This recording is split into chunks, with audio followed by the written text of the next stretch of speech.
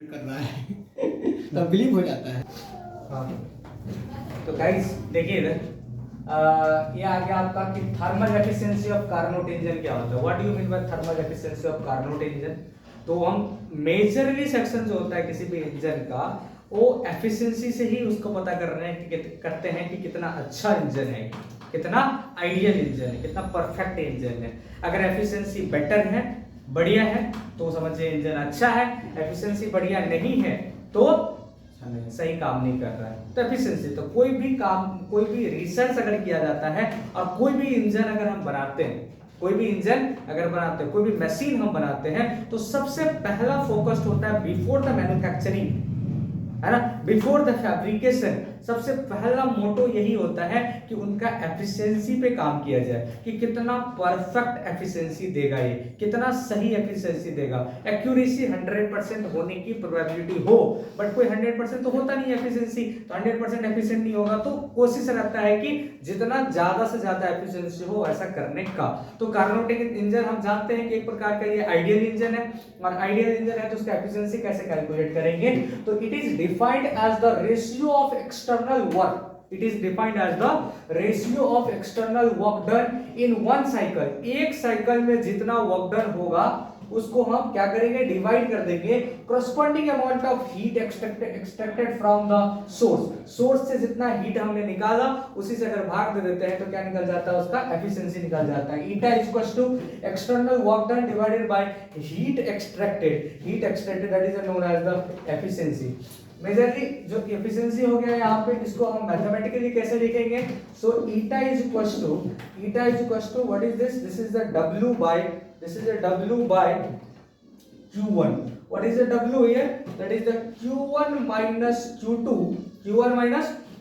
divided by q1। हुआ कि नहीं हुआ, अगर तो ये क्या आ जाएगा 1 minus q2 by q1। ये हो गया आपका एफिशिएंसी। परसेंटेज में कैलकुलेट करना है तो इनटू 100 कर दीजिए, आंसर आ जाएगा आपका। कोई दिक्कत वाली बात नहीं होनी चाहिए।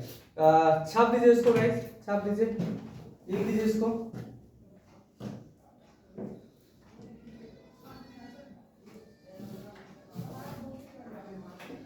स्कूल में लगता है स्कूल सारा हो गया, छाप दी, ये लीजिए स्क्रीनशॉट गाइस। और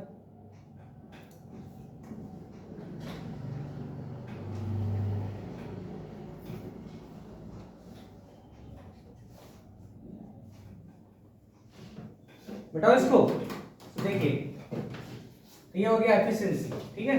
एफिशिएंसी का ये फॉर्मूला हो गया, Q2 पता है, Q1 पता है, डाल दीजिए, आंसर आ जाएगा। जनरली सर अभी जो आपने पढ़ाया कार्नोट इंजन में, तो कार्नोट इंजन में Q2 और Q1 नहीं दिया हुआ था। क्या नहीं दिया था, अरे क्या नहीं दिया था, Q2 Q1 नहीं दिया हुआ था, उसमें टेम्परेचर था T1 और T2, T1 और T2। तो ध्यान रखिएगा, देखिए यहाँ पे Q2 by Q1 का जो रेशियो होता है वो क्या होता है, T2 by T1 के बराबर होता है। समझे बात को। तो एफिशिएंसी का फार्मूला क्या पढ़ा आपने, 1 minus Q2 by Q1, ये पढ़े ना, 1 minus Q2 by Q1। इसको हम लिख सकते हैं 1 minus T2 by T1। Any doubt up to here, नहीं होना चाहिए। तो 1 minus T2 by T1, तो बेसिकली क्या आ गया, T1 minus T2 divided by T1। अगर इसको 100% में करते हैं तो ये भी एफिशिएंसी का एक फार्मूला बन गया अपने पास में। यही VBI फार्मूला है जो आपको सवालों में इस्तेमाल करना है। आई बात समझ में, ध्यान रखिएगा इसको।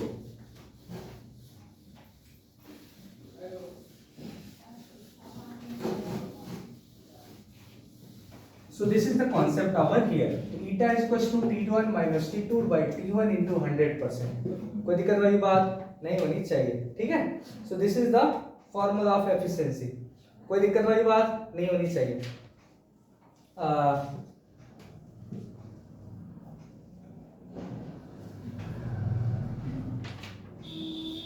चलिए क्वेश्चन लिखिए क्विकली। एक क्वेश्चन है, एक कार्नोट इंजन ऑपरेट, देखो जल्दी से, एक कार्नोट इंजन ऑपरेट एक Carnot engine operates between 227 degree Celsius and 127 degree Celsius. Okay, if it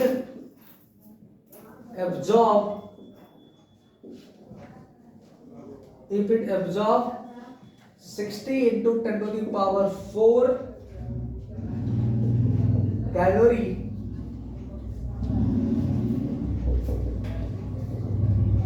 at higher temperature,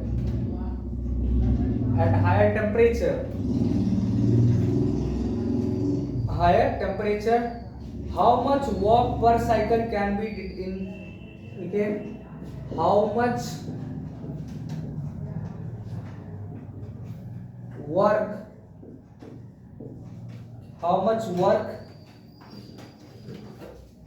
per cycle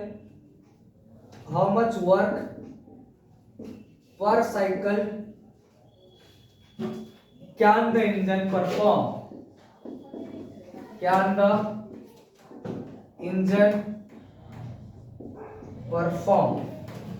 एक कार्नोट इंजन है, ऑपरेट करता है between the 227 degree Celsius and 127 degree Celsius पे। कह रहा है if it absorb 60 into 10 to the power 4 calorie at higher temperature, कह रहा है कि इतना कैलोरी ये क्या किया, एब्जॉर्ब कर लिया, तो हाउ मच वर्क पर cycle can the engine perform, कैसे करेगा, ठीक है।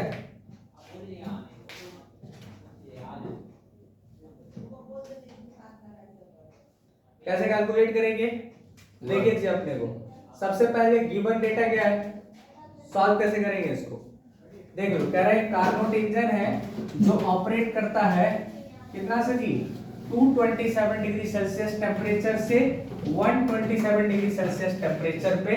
अब कह रहा है कि ये एब्जॉर्ब कर लेता है इतना हीट को, कैलोरी है ना, इतना हीट को एब्जॉर्ब कर लेता है।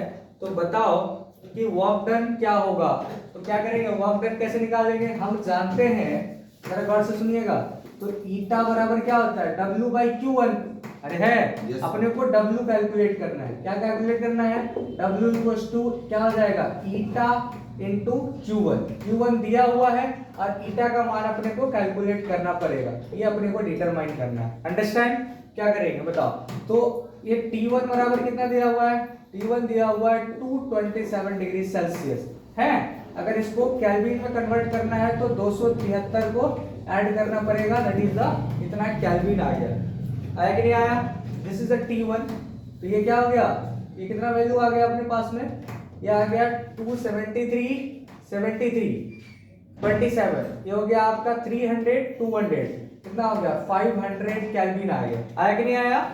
और what is T2 over here, this is 127 degree Celsius plus 273 kelvin, तो ये हो गया आपका 400 केल्विन, कितना आ गया 400 केल्विन आ गया। कोई डाउट वाली बात नहीं होना चाहिए। टेम्परेचर रिड्यूस हो गया इसका, तो हम कैसे कैलकुलेट करेंगे, हमको कैलकुलेट करना, this is question number 1 over, okay.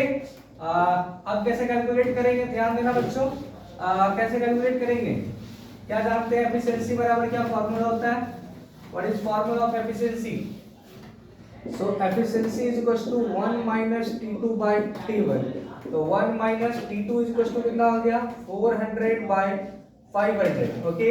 So what is this, ये फार्मूला था ना, देख लो बच्चों, ये कितना हो गया 500 minus 400 डिवाइडेड बाय 500, तो 500 minus 400 कितना हो गया 100 divided by 500, double zero cut गया, एफिशिएंसी का वैल्यू कितना आ गया 5। क्या है फार्मूला क्वेश्चन नंबर 1 से, W इक्वल्स टू है ईटा इंटू Q1, तो ईटा का वैल्यू आ गया 1/5 और Q1 का वैल्यू कितना आ गया बच्चों, व्हाट इज Q1 कितना दिया हुआ है 500, Q1 दिया हुआ है आपका 60 into 10 to the power 4 calorie दिया है ना, दिया हुआ है 60 into 10 to the power 4 calorie दिया हुआ है। अगर जूल में कन्वर्ट करना है तो क्या करना पड़ेगा 4.2 से मल्टीप्लाई करना पड़ेगा, किसे भी 4.2 से मल्टीप्लाई करना पड़ेगा, तो 4.2 से मल्टीप्लाई कर दो तो जूल में आ जाएगा आंसर, ये हो गया 12, ये हो गया 12 into 4.2 into 10 to the power 4 joule, this is your answer. Any doubt up to here? समझ में आया कैसे एप्लीकेशन होता है इसका? तो ये फॉर्मूला का ऐसे यूज करते हैं हम कार्नोट इंजन के इक्वेशंस को और कैलकुलेट करते हैं, समझे जी? सो ये हो गया आपका general application. Any doubt up to here? नहीं, ओके।